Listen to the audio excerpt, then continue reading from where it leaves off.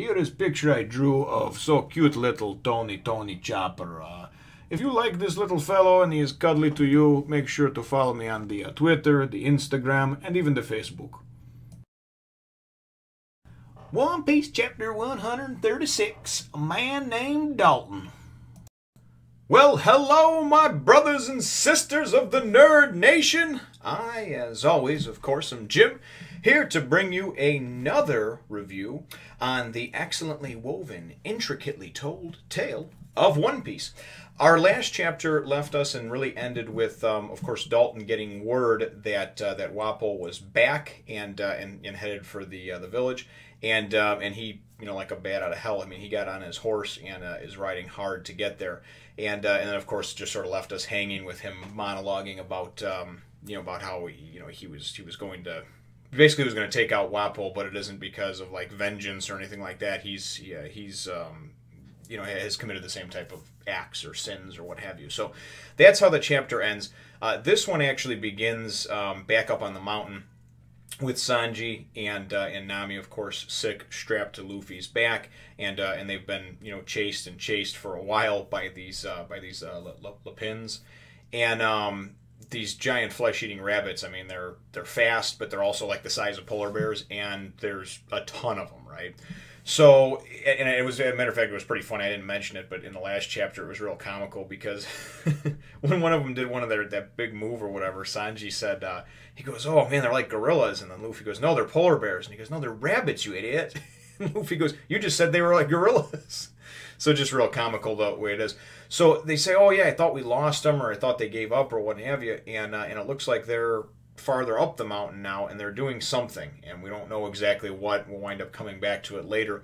The next part of the chapter, the meat of the chapter, really is Wapol. Basically, you know, he comes into town and he's just like eating shit. You know, he's got the power of the munch fruit, and he's just eating stuff, eating houses, and talking about how he's back and excuse me, and his reign of power, you know, is back and everything else.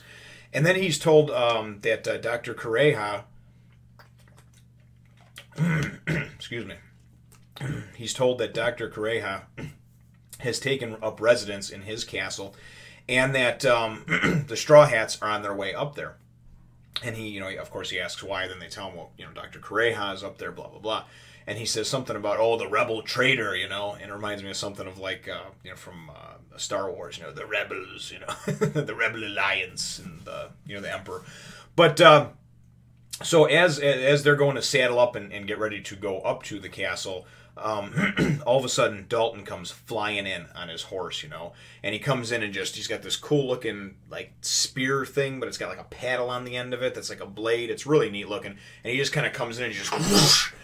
And at first, and he's like, "Oh my God, he slashed me," you know, and you don't see for a couple of pages, but he cut frickin' Wapol's head right off, you know.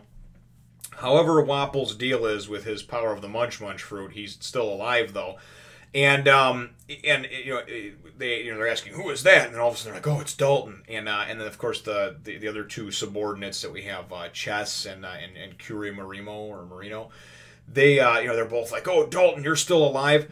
We find out that Dalton was actually like the captain of the militia, and he so he was part of the king's, you know, magistrate, the king's cabinet, right? And he was the only one that actually stood up to Blackbeard and tried to defend the kingdom and the island. The king, you know, Wapol, took off, and we wind up seeing that that there's only 20 doctors, or I guess there was 21 because technically the witch doctor Kureha, but there's 20 doctors, and he kept them all locked up in the castle doing experiments and stuff like that. And his whole deal was that people were oppressed. If they were sick, they were at his mercy to have to go and basically beg for medical attention, because he drove all the other doctors out of his kingdom, you know. And he's like, "Oh, it's just politics, just governance," you know. And he's like, "No, it's ignorance, you know, it's just being an idiot." And that's absolutely what he was doing. So then we go and we see these doctors, a bunch of them come out, so he obviously took all of them with him, and they all come out and they like perform this surgery, and they're like, "Metal plate hammer," you know. And then the next thing you know, they're like reattaching his head. So so we go and we see, you know, you know, they're going to go and they're going to take out Dalton, right? You know, so they're going to go and everybody's getting ready to shoot and whatnot. And then the cool thing is we wind up seeing Dalton, and he starts getting just all crazy like, and I don't know, he always, to me, he kind of appeared like a big sort of like bull or whatever. Well, it turns out he's got the power of the ox fruit. Something about his family, they said. So he winds up going and basically turning into like this crazed looking ox. I don't know if he like pulls a mask over himself or what, man, but he's got horns and everything like that. And he's kind of like pacing back and forth, getting ready. They go to shoot at him, and they're missing him because he just moves too fast, right? And he just kind of comes through. He's like, I'll take out everybody this time. Comes right through and just barrels a bunch of people out of the way.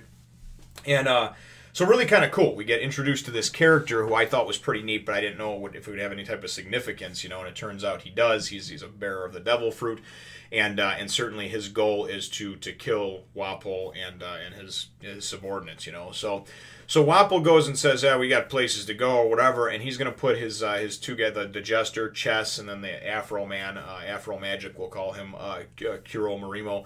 He puts them in charge of basically, of taking out Dalton, of killing him, making sure he doesn't survive, and Dalton, of course, during this whole thing, he's talking about what kind of piece of crap would just like leave, just leave your kingdom and run. He's like, I had allegiance to your father, okay, whom you were born the son of. So basically, you were part of the lucky sperm club that you became king, but you became king and you've never been fit to wear the crown. I kind of sat around and kept my mouth shut for a while, hoping that you would get better or at least bearable, but you're not. You're a piece of crap. You abandoned. So that's basically his whole driving force, is that, you know what, enough is enough. I fucking take you out, right? So this is also the last chapter of the volume, which is pretty cool. We're cruising right along here, and we're going to be diving into volume 16 after this.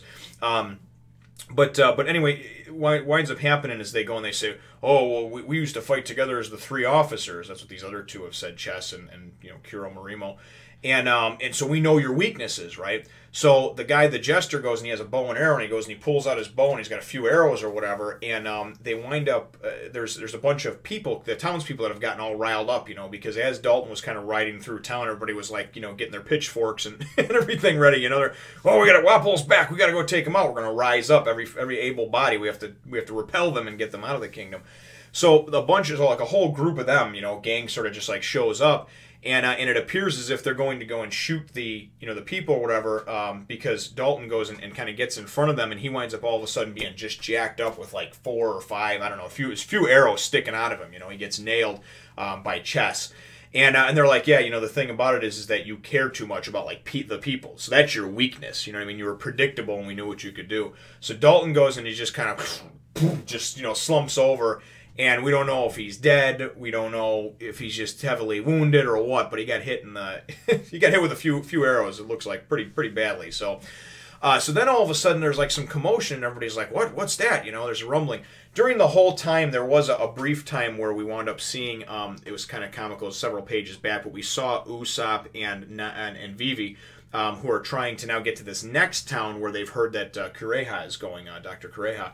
And it's kind of funny because they're trudging through the snow and she's trying to read the map and he's like, you're a princess, you should know stuff. And she's like, I don't know everything, you can help with the map too. And he's like, well, it says right here that we can't miss it. There should be a sign that says, Gastal or Gustav, whatever the town is, right?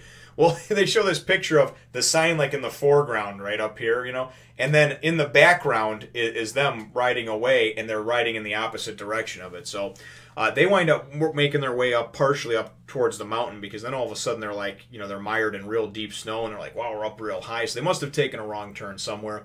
The chapter, though, ends up shortly after that, because as we kind of hear these rumblings coming from a couple of different areas and a couple of different viewpoints of characters, we then go back to the characters we saw at the beginning of the chapter, being, of course, Luffy and Nami being, sick and on death's doorstep, and then, of course, Sanji.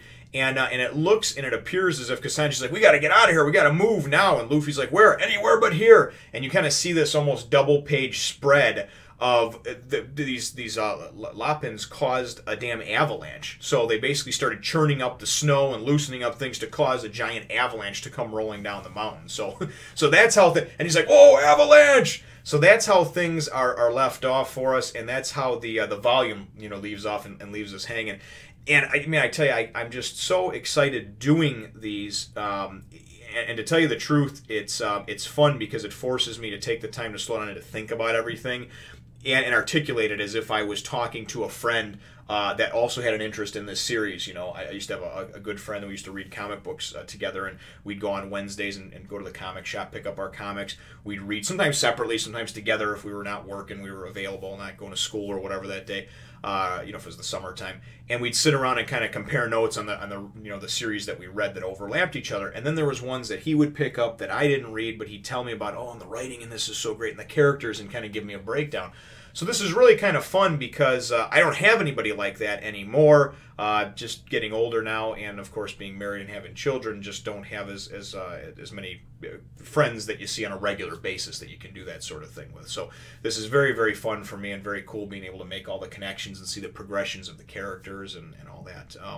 So the chapter question here is, and of course this just leaves us hanging on the you know, for the volume and everything else though.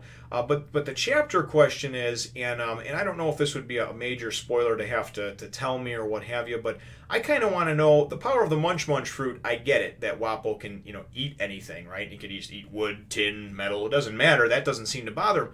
But what's the deal with him being able to get his head cut off and just like sewn back on by these doctors? Are we to think that these doctors are that magical that they can do this sort of surgery and like reattach a you know, a removed head? Or, you know, what I'm leaning towards is obviously there's something more with his power. So if it is not too big of a spoiler, and like I said, I don't mind being spoiled as far as hearing about this because I'm sure it will come up soon enough. But you know, let me know what your thoughts are on the munch fruit and ultimately his head getting cut off and get put back on. Can you explain the powers to me? Can you hint at them? I don't know. Leave your answers in the comments down below, brothers and sisters.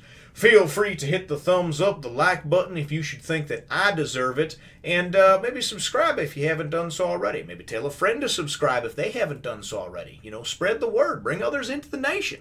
But we'll look forward to catching you in the next one, nation. As always, brothers and sisters, thank you very much for watching my videos and spreading the word. Of course, being a part of the nation, it means more to me than I can describe in words. Thank you very, very much.